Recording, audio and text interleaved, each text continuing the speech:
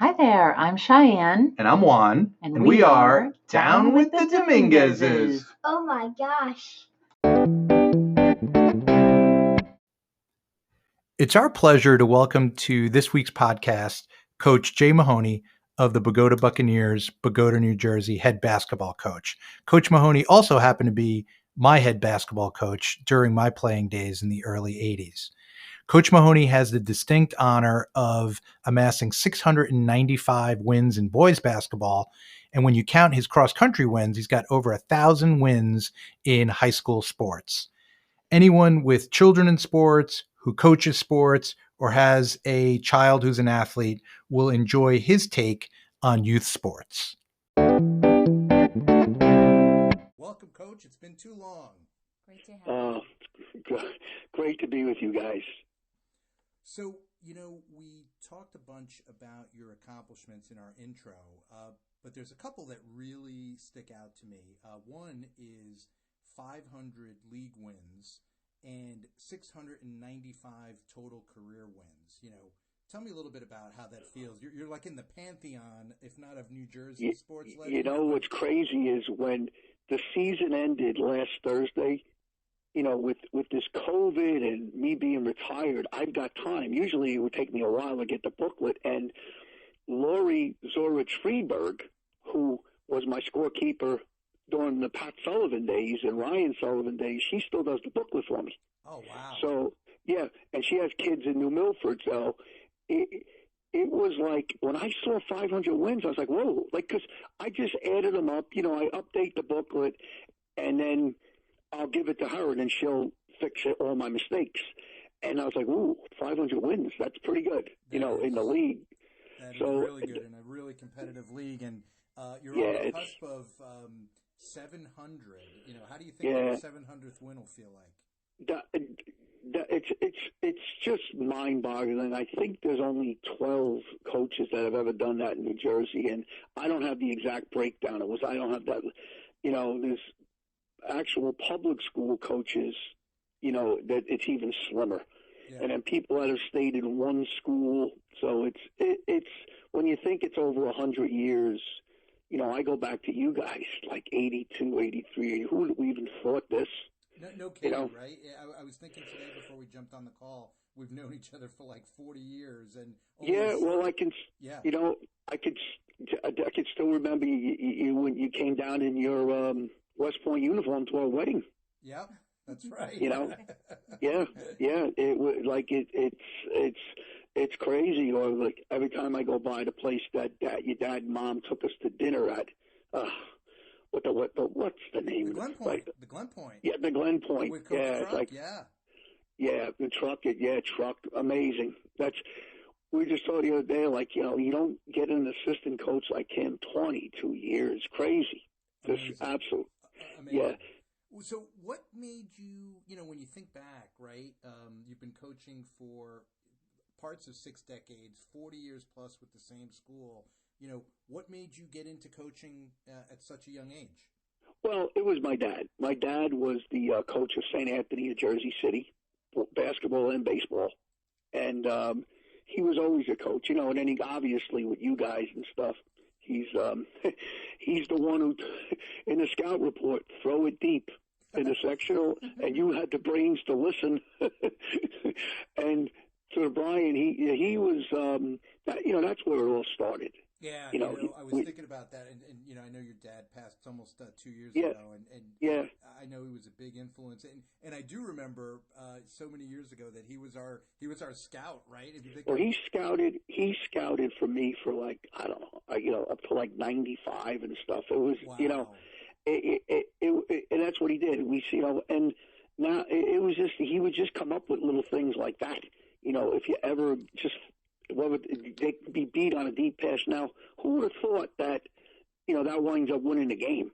That was, I was thinking about that. And for our listeners, we were playing a team, Emerson. I think we beat them 3 times by a total of 5 points my senior year. It was some crazy number like that, right? Absolutely insane. Yeah. And it was back and forth the whole game.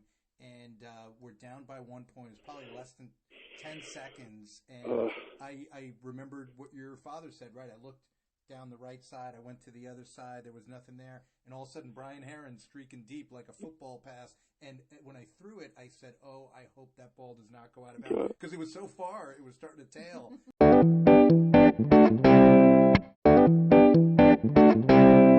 And, you know, I don't know if you remember, but one of their kids came and almost hit a half-court shot to win it, all right? It was like, and then, you know, who got the ball? Tommy Healy, of course, got every ball. Tommy Healy. Yeah. Every game. Yeah. Yep, absolutely. Memories like those are the things that, you know, you look back on. The problem with me is like, and it's probably good, by continuing to coach, I'm not, you know, sitting around and telling, stories to people who like, you know, oh God, I got to hear this again, you know, because you know, like right now I'm worried about if I can get into a park for open gym for next year, right? Which is a good thing. Yeah, you know, it's a good thing for sure. So, you know, thinking back, right, how it was back in 1979 and how it is today, how has youth sports kind of changed over that time? You've got the basketball perspective and the cross country perspective. Well, the cross country, I don't know if you know this. I think I did it 32 years. I was the head coach, which is me. And then I stopped, and I'm Pat Rockford's assistant now. Oh, look at that. Okay.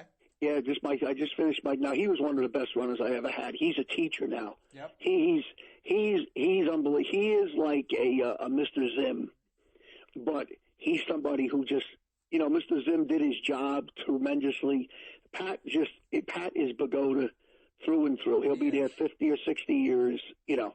He'll be 70 and he'll still be there, you know. But so I'm his assistant now. It was terrific because the last 4 or 5 years he was coaching the team anyway. I was the general manager, you know. But as far as the kids are concerned, this is what I really believe, Juan. You can still get on them like I got on you guys. You got to know them. You got to get to know them more, you know, as what their lives are all about, and before you do it. Right. And the other thing too is, I think the fact that we have the open gyms and we go 10, 11, 12 months, whatever, you know, and you're around the kids, they'll play, but you have to provide the open gym. Like maybe years ago, Bixby Park was packed. Right. Okay. I think that I don't know. So, you know, you'll still get a crowd in Bogota, but I'm just talking in general. Yep. The kids nowadays, everything is so damn organized with AAU and this and that, you know, I don't know if that's a good thing. That's why I love the old open gyms. Yep. And giving them a place to go and we still play shirts and we still play shirts and skins. Well, I learned this from Coach early when we started going down. Well, Louis went down there, right. White Eagle Hall, and it was shirts and skins, 13 half, 25 game, no foul game point.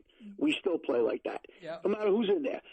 And but if you open it and you provide it, they'll come. Yep.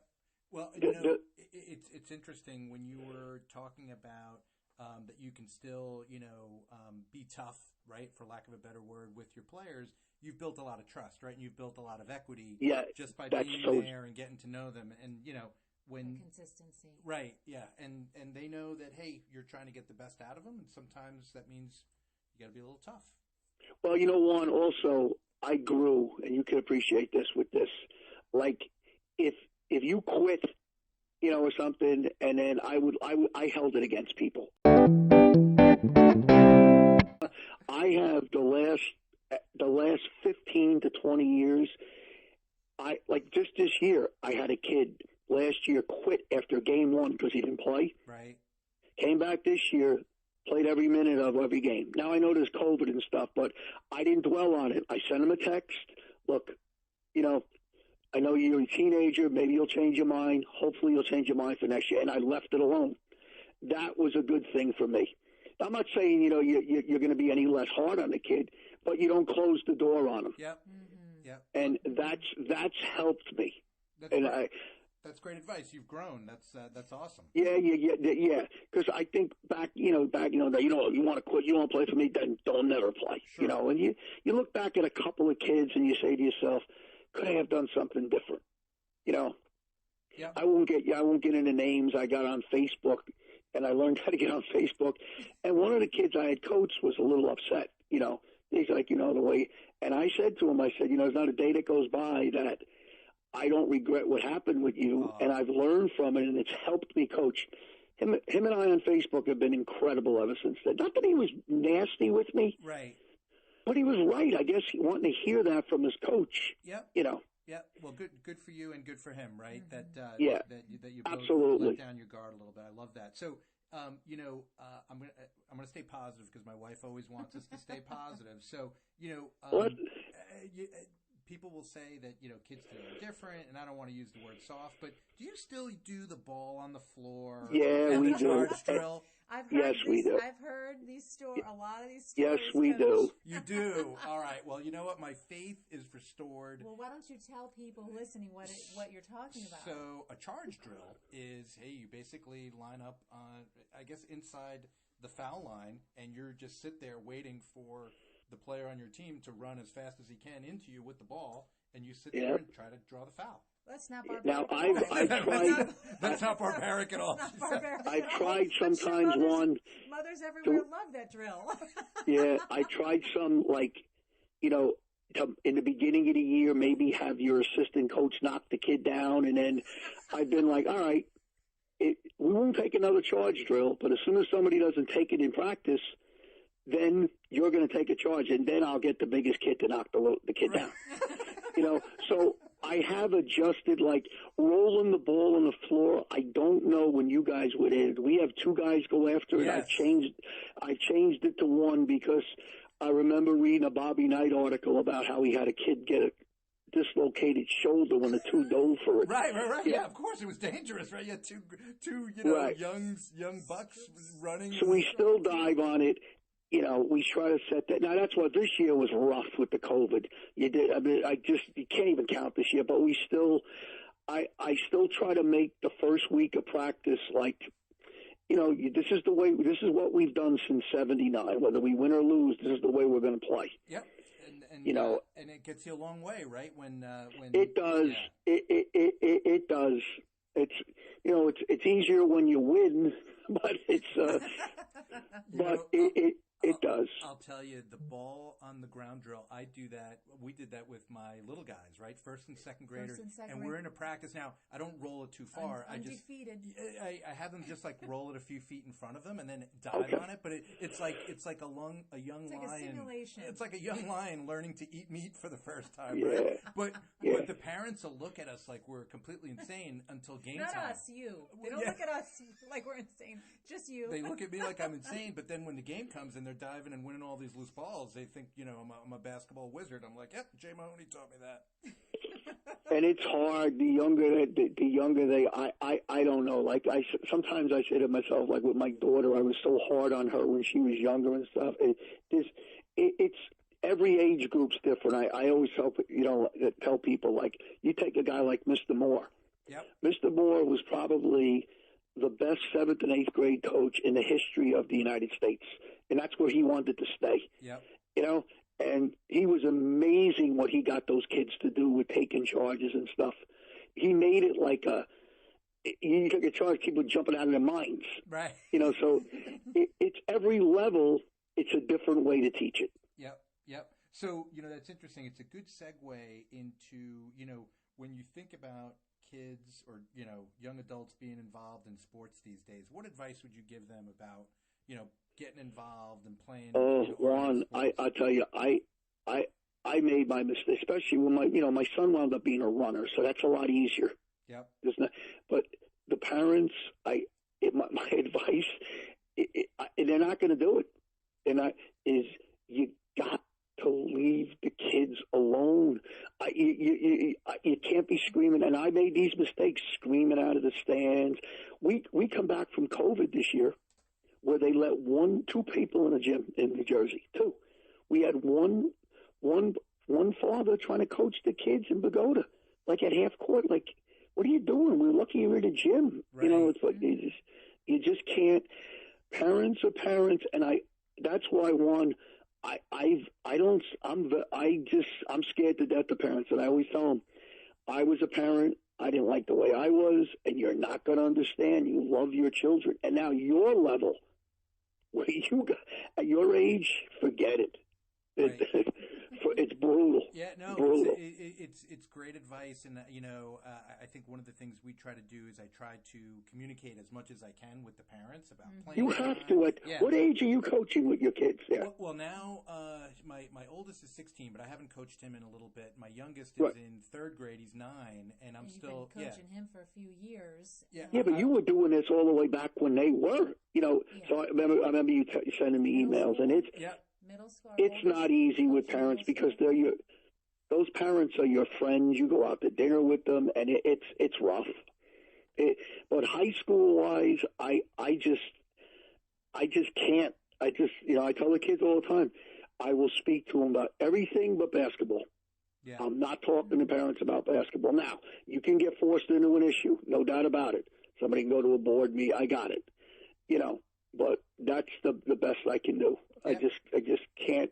But at your levels, you have no choice. Well, I think I've been lucky that the parents that I've coached have been really supportive and good, right? They get into the game, but we kind of tell them at that age, if I'm coaching, and I try not to coach too much during the game because it just confuses the kids. But if I'm coaching and they're coaching and this one's saying shoot and that one's saying pass, it's the less said the better. But I think you've done it is, and it's not like you're getting a stipend for it either. So, so if you guys want to come down here, come right down. We're in the red with all of Juan's volunteer coaching. I coached my daughter's AAU team one spring when she was in the 7th grade. It was the worst experience I ever had in my life.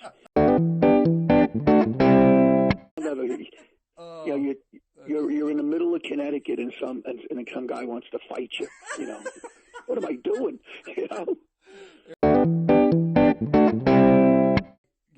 Explain to our listeners the legend around the rule that caused you to wear a seatbelt for at least a few games on the sideline. Well, you know what's crazy? This is like an urban Obviously, legend. I never wore a seatbelt. And what's crazy about this whole thing is that was a national federation rule that was adopted by the states. Right. Had nothing to do with me. But, of course, my demeanor on the sideline was great for the local sports writer. Right. But I think it was when Coach Truck was coaching. I turned around I was with the chair, and I missed, and I just went right to the ground. I don't remember the exact same thing. I just remember, you got to sit, so maybe you were allowed to get up to clap or something, I think it was, or some ungodly thing. And I was so aggravated that I couldn't stand, and I went to sit. I hit my back of my thighs or something, and the chair went flying, and I went right to the floor. That's my seatbelt remembrance. Legend has it, but explain the seatbelt rule. Well, that you have to be. You had to be either seated, unless Coach said you could get up, but you couldn't be coaching and you could not stand up. Yeah. You could not stand up and even say, "Get back on defense." And now on, it's amazing. I sit so much. I mean, I'm still I still sweat, but I sit so much more now. People who see me now are like, "Is he okay? He's quiet." Hey, you know what? You've seen it all, and I'm sure you bottle that energy for the right time. So, I think one of the things that your players really appreciated was that you didn't play favorites, right? You could be, Pat Sullivan, 2,500 point scorer, or Juan Dominguez, 100-point scorer. And 164 points scored, to be exact. And just for the record, Fran Sullivan, a few more than you, but less than Lou Dominguez, right? So wait, how many? Lou was ahead of you, right? Lou was 229, and he had the 3-point scoring. He had the 3-point shot that you got, yeah. For a few years, I think he held the record until Gerard. The other guy you better keep in the mix, because I see him all the time, is Wally Fowler. Fowler. So he's at our open. Well, last year he's got a daughter in the 7th grade and a son in the 6th. And I always goof with him. I go, Wally, I'm out of here. I'm not listening to you screaming at me. I would never say a word. Wally Fowler at 123 points. And I got to shout out Mike Juarez 402, or I'll never hear the end of it on Facebook. So, but getting back, you didn't play favorites, and regardless of who the quote unquote stars of the team were, right? Do you remember when we were waiting for a bus on an away game once, and you had the rule, hey, I've heard this story. At 5:00 we pull out. The bus rolls out. And, it wasn't my friend Joe's fault, but I think he liked to do the pregame nap. And was it Joey Spags? Yeah, Joey Spags. I remember leaving him at our first, this I know for a fact. There might have been a game, but I know for a fact we scrimmaged Indian Hills. That was it. Juan, I think, are you sure you weren't graduated? I think it was the year. No, Juan, I'm a moron. Absolutely, you were there. It was the year after Louis graduated. It was your junior year, I guess. Yep, that's right. It was my junior year. We were going to Indian Hills, and he wasn't there, and I left him. He showed up, like halfway through the scrimmage. His dad drove. But, Coach had the rule. 5:00, you're on the bus, away game, bus rolls. Well, Juan, if you got a second, how does my former player, Danny Sabella, coaching Don Bosco, major college, he was at Paramus Catholic. They won a state championship there, so I'm telling you this. In 1993, I won't get into name. Hakeem Fennell was late, and that was he was a sophomore for the bus. Yep. So now we're playing for a league championship on a Friday night, and we're in the county semis on Sunday. He gets there, we wait, he gets there. We go to St. Mary's, I sit the 5 starters down, plus Hakeem. Guys, what do you want to do? Coach, he can run on Monday.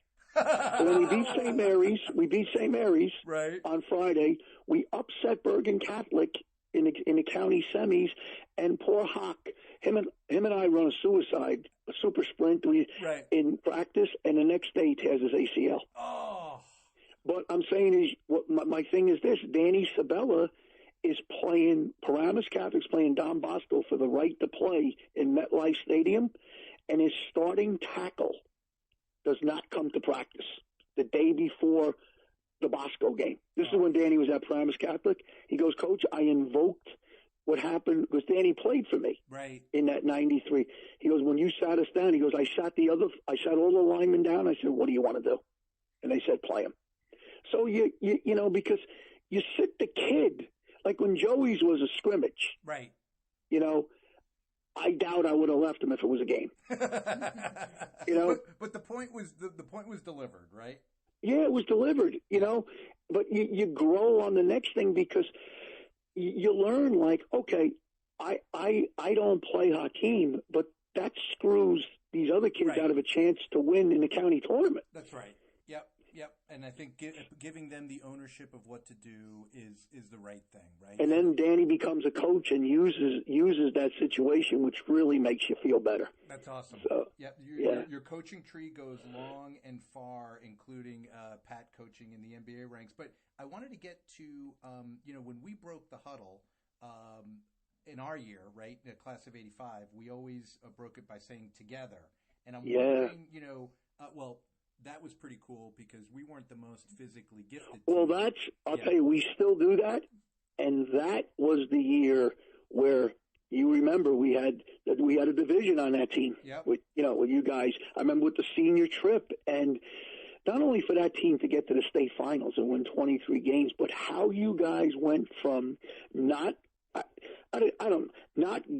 getting along or whatever it was, okay, to becoming that tight-knit group who still communicate 40 years later is an amazing situation. Because that's how we got that thing. I don't think we did together. I remember when Bugsy was there, we put get on top and stay there. Yeah. No, we didn't do together until that team, my senior year. I think you guys started that, and the thing was to try to get you guys together. Yep. It wasn't a together group. And we've stayed with that. Yeah, that's awesome. And you know what? I use that with my team. It's funny. My little guys will be like, "Oh, coach, we want to say win or we want to say beat them," and I'm like, "Well, when you have your team, you can say what you want. But on my team, we're going to say together." Yeah, and that's what stunk about COVID this year because you get a chance as 3 to 4 months to go by is to go over eventually why we're saying together. Right. And this year was like it was ridiculous. You couldn't do any of that stuff, but. it's a great memory. That you just clicked in my mind why you said it, and that's like wow. Yep. So I know you're very good on Facebook when people ask you, your favorite team or, who's the best team. So I'm not going to put you on the spot because I already know that the 1985 23-6 almost New Jersey Group 1 state final winner was your favorite team. So it's an amazing run when you go through those games. So I mean, it is an amazing run. An amazing run. Yep. It's not topped by any team I had. It's just. I know it's crazy with people who ask you these things. Like I had a young man just graduate. He's going to graduate. Ashanti Cavanis. He's going to Monmouth to play football. He's very, very athletic. And I made a comment. He's the most athletic kid I've ever coached. Right. Okay. I got people. So what about Pat Sullivan? I said, athletic kid. I mean, this kid was dunking in the 8th grade. Right. He was a football player first. He's 1,000-point basket. It's amazing. Like you got to be careful what you say. I am very good with that. Plus one, I don't give it any thought. Right. It's right. Well, do you have and that's why I wasn't going to put you on the spot. So, what's your kind of favorite memory of all these years? Like, do you have one that like sticks out? Well, you know what's crazy? I was pushed with this about. Now it's NorthJersey.com. I still call it the Record newspaper. Right. The Record. Yeah. They wanted to do a story on your coach's favorite game, and I said this. Remember, the writer Paul Schwartz? Yes. He still writes forever. Well, he was funny. Years and years ago, we were up at Garrett Mountain. Now you haven't run cross country. You understand this. Yep. And he goes, Coach, maybe someday you'll get 1,000 combined wins in basketball and cross country. This is Paul Schwartz talking. Right. And, I didn't think nothing of it. Well, I think it was 3 years ago in February, we beat Garfield in just an extra game. Yep. February night, nobody there. And that was my 1,000th combined win of cross country basketball. Wow. And I said, that is my favorite win for one reason. It combines the two things that I coached because, one, you haven't run and played. Okay, you didn't run for me, you ran for Coach, but right. Feigl. But it always annoyed me that cross country never got the credit they deserved. The kids, Yeah, and tough sport, right? Very solitary, a lot of miles and very few games. But, and I did it for 32 years, and we won a zillion championships, and it was always like, I remember referees would come up to do a volleyball game, and we'd be outside stretching. They go, what are you doing here? I know I coach cross country. What? 32 years. Yeah. Paul Schwartz always used to say you won 2 state championships in cross country and none in basketball. And 1 in basketball. He used to always bust my chest. Right. Yeah. But having run it, so the combined thing there, that I said that's my favorite. That's awesome. That's a great one. So, unless my lovely wife I have one more question for you. Do you have anything given? Well, was Juan as good looking in high school as he often tells me he was? He was I say this. Good looking and in high demand. I don't think I ever said that. Wait. Our superintendent of schools now, his name is Damian Kennedy. He's a wonderful superintendent, and he's like in his late 40s, and he always calls when you marry way up. Yeah. Juan, you outkicked your coverage. I absolutely outkicked my coverage, Coach. When I see pictures of your wife, I'm like, Juan outkicked this coverage here. He outkicked this coverage. 1,000%. Thank you, Coach. He outkicked. I said to her that I was a late bloomer in high school, like the last few days of high school, actually, it was popular. But I remember once my sophomore year, I had a crush on someone a couple years older. And one day, I forget what it was, she said, because I was 140 pounds, like a pencil with a big bushy afro. She goes, you look like a stick with hair. That's what she said to me. I was ruined. Hey, Juan, you had that cast on your senior year, correct? That's right. You played with the cast, right? Yep, you put the rubber over. Okay. Yep. I still, I could still remember you. That was nuts. I remember you. So you were the one that taped up my wrestling type cast every. We didn't have we have a trainer now. Like the last 4 or 5 years, it's crazy. It's unbelievable. We have more stuff now than we ever had. We have medical kits. It's nuts. Modern technology. We went to the Meadowlands, I think, with a roll of tape and a scissor in a plastic box. That's right. That you'd roll the tape and Coach Truck would cut it. Right. That was our training. Yeah. Crazy. Yeah. So, Coach, what are you most thankful for? You know, you've been at Bogota for 40 years.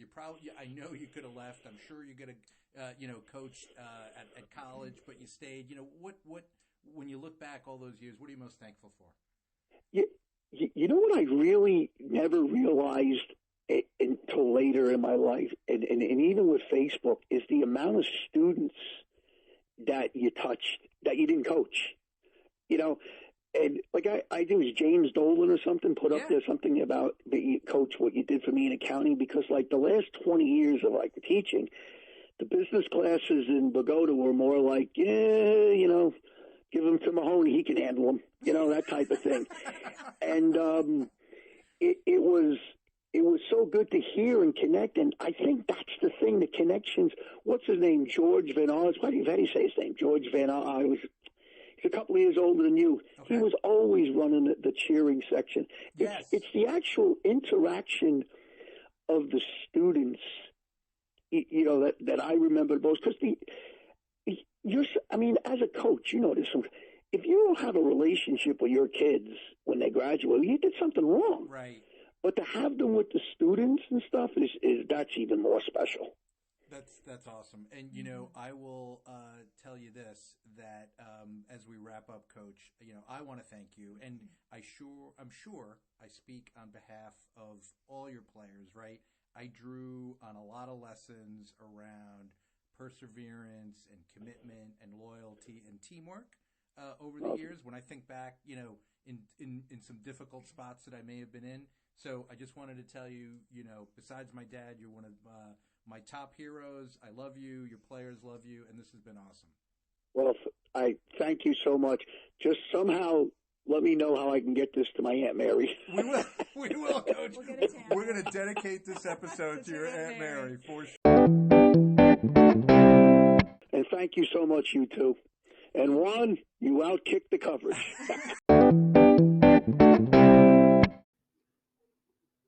If you've enjoyed Down with the Dominguezes, it would mean so much to us if you'd leave a review and share it with a friend. Thanks, everyone.